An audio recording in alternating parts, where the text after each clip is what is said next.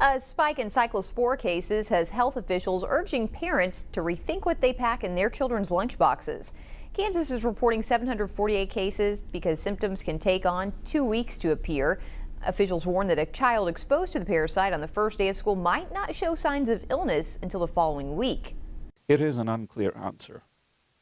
There is absolutely no 100% guarantee on whether the source has been removed from the food chain. The USDA and other agencies are working across the board with federal and state and local agencies to make sure they find the source. He noted that the USDA is working with local and state agencies to locate the source. While recalled lettuce linked to the outbreak has been pulled from store shelves, health officials stress that there is no reason to stop buying fresh produce. Instead, they offer this framework. Items to think twice include bagged lettuce, fresh herbs, raspberries. They have deep crevices that make washing out the parasite difficult. Safer bets are things like bananas and avocados. Anything with a thick peel that is tossed away carries a really low risk.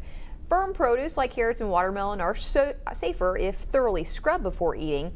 The safest option is cooked vegetables. Heat is the only method proven to kill the parasite.